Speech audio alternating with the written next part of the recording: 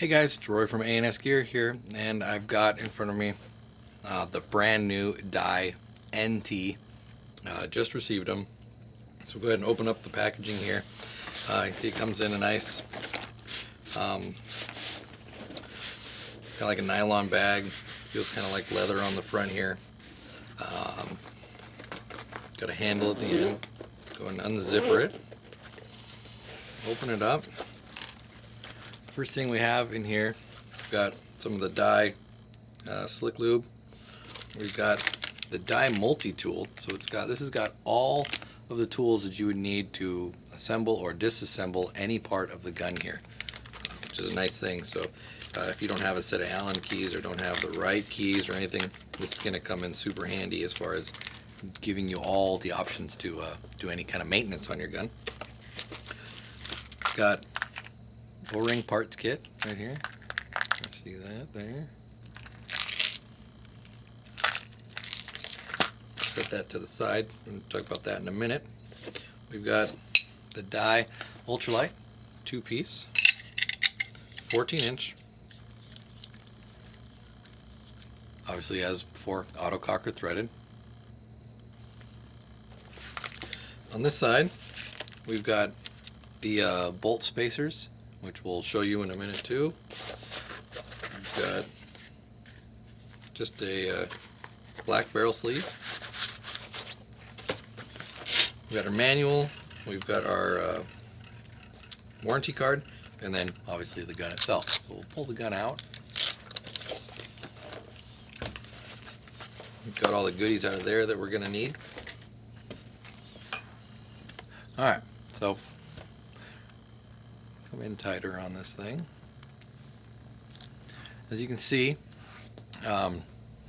it's a very different looking gun than any of the other ones. It's a very thin, very sleek looking gun.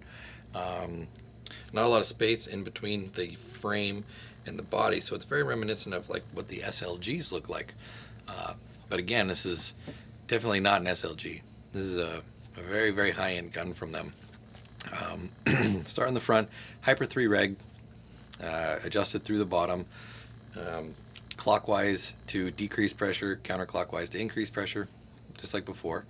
We've got the new airport on-off that they're using, and this is actually like a cam version. You can see it.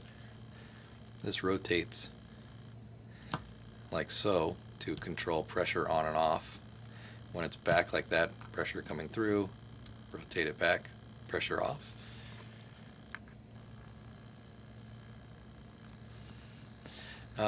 Ultralight frame. This section right here on the back side at the top, and then this section right here are actually rubber, so that when you're holding onto the gun, you've got a grip on it where your hand is going to rub against right there. It's going to give you better comfort and just better feel, better grip. And then at the front here, because a lot of people grab onto their gun on the front up here, and this is going to just give you an extra point of contact that is got a little bit of a grip to it, a little bit of a support section to it. Same on and off buttons on the back side here, again with the heads up LED display.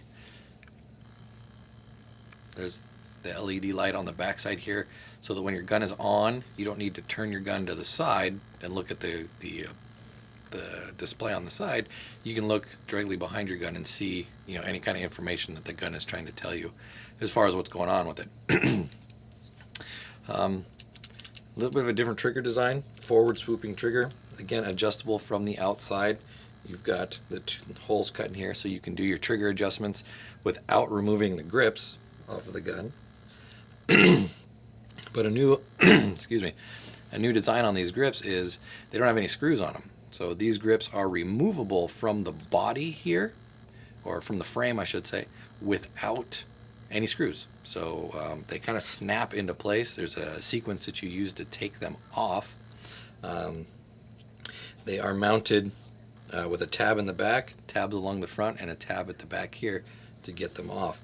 So if you see, I can pull the back of it open right here, and it's definitely not loose. I mean, this is not going to wear on you and going to just become all floppy and sloppy on there. So you pull this open, and then we actually slide towards us and that's going to release the frame right here, and you can actually see inside here. If I pull it open, the tab right there, that's what kind of locks into the frame right there. So when we pull it back, it unlocks that tab off of there. Then from here, as we kind of grip it underneath like that, we're going to push it forward, and that's going to undo these tabs at the front. So if I can kind of grab that, you can actually hear it pop open right there. So now these tabs are open, and I can actually lift it off of the frame. Again, you can see this hole down here at the bottom. That's one more section where it actually locks in, but when you undo these tabs at the front, usually this one pops off too, and you can just open it up. Do it to the other side, and the grips are going to come off backwards. The split is in the middle right here, and the grips come off the back side.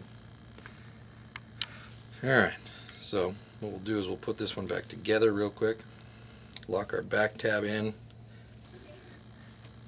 slide it forward to get the fronts locked in, and then on the back side kind of push it back and then lock it in place. So there we go, all locked in, completely on there, not loose or floppy in any kind of way.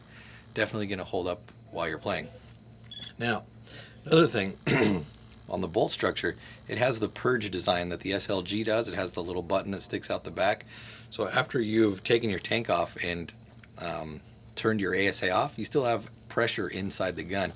You push the Purge button at the back, that's going to release any pressure inside the gun.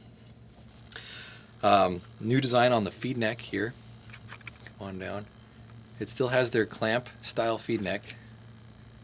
Alright, but as you notice, this side doesn't have any screw on it, and neither does this side right here. So you might be asking yourself, how do you adjust it, or how do you tighten it or loosen it? And the way you do that is actually with the handle itself. This piece, you can rotate it to either increase or decrease the amount of clamping pressure that you have on there. So you don't need any tools on the field or anything to adjust how well your feed neck grabs. All you need to do is just turn this a couple times. As you can see, this is becoming closer together. It's going to increase. Once you get it to the right point, you just go ahead and shut it, and that controls everything on how well the feed neck is going to grip onto your loader. Alright, so that's pretty much the outside of the gun right there. Obviously you can see no eyes. The gun does have an eye pipe inside here, which I'll pull out. Easily removable, easily insertable. This has your detents right there, and this is one acrylic tube, and then the detents are just a piece that you can replace. You can snap them on and off. Just slides in and out. This keeps the eyes from getting paint on them, so the eyes themselves never actually get dirty. This goes inside and it protects the eyes. What it also works as is kind of a tube that, as the bolt moves back and forth, it'll actually squeegee this out, and it'll remove any paint from the inside there. So you can sometimes it'll make your eyes go back to working. If you break paint in there and you got a mess inside there, you shoot the gun a couple more times, and this will clean itself out, so your eyes will start working. Now, obviously that's not going to clean paint out of your barrel or anything, so you'd still have to deal with that. Let me pull the bolt out so you guys can see the bolt design on the inside. 1/4-inch Allen in the back. A couple turns. You can grab it and pull it out. Now I'll set this off to the side. The bolt really comes, it's got 5 pieces to it. And zoom in here. Alright, so you've got, this is what your bolt looks like right here. I'll go ahead and break it down for you. Rotate this out, and if we remove the front bolt o-ring, we'll be able to pull actually the inner bolt out. So we've got this right here. This is the soft tip bolt right there. And then we've got our cylinder, which the bolt, rides through like that. Okay. Then we've got, back it up a little bit here. So we've got our cylinder, our bolt, soft tip bolt. Then we've got our plunger, which is this section right here. Then we've got this part, which is just basically the guide, the back cap with the guide, and it's got the bleed section inside of it. But then also inside here is what's called the spool. Now the spool is a little shaft that actually moves back and forth and controls some of the airflow. Let's see if I can actually get this apart.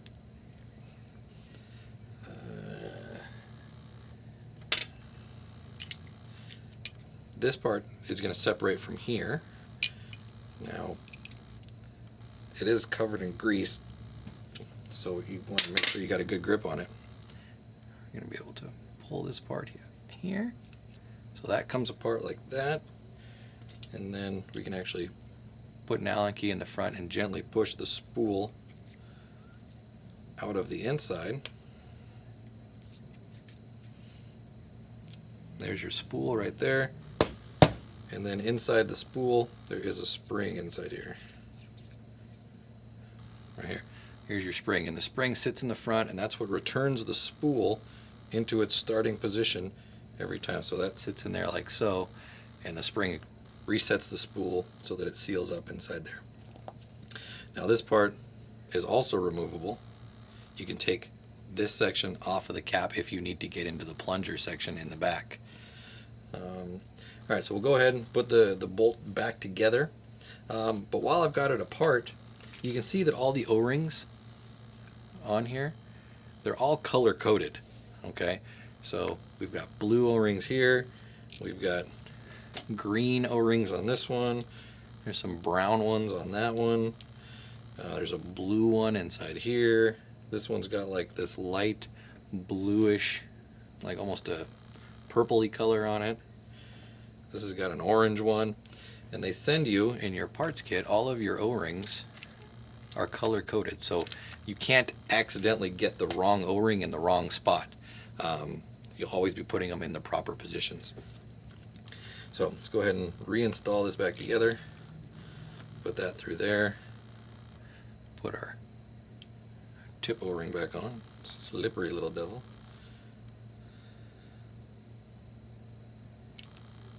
So that's on there. Go ahead and attach the front.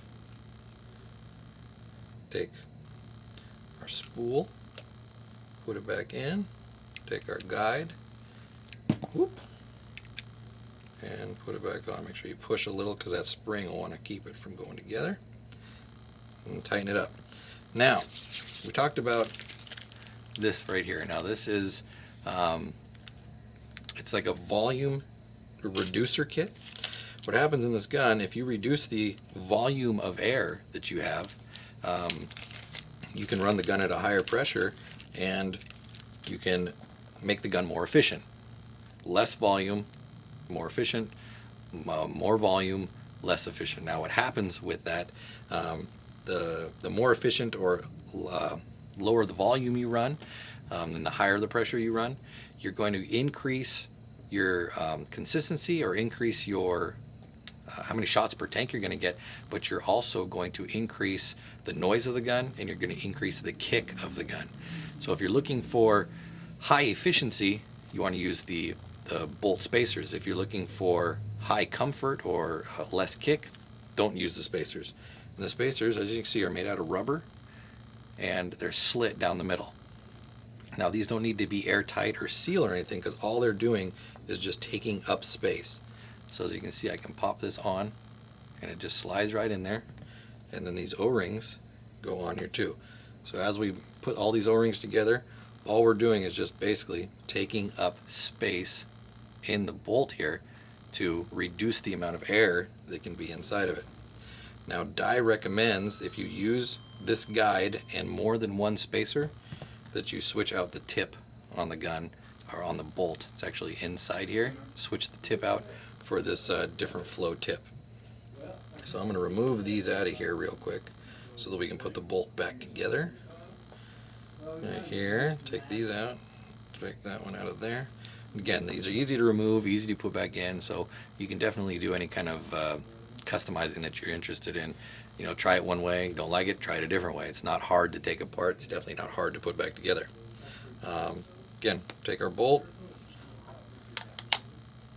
put it back inside here, go ahead and tighten it down. Now you don't need to turn it very far, just almost one turn, and you're ready to roll. The gun weighs under 2 pounds. I believe it weighs about 1.9 pounds.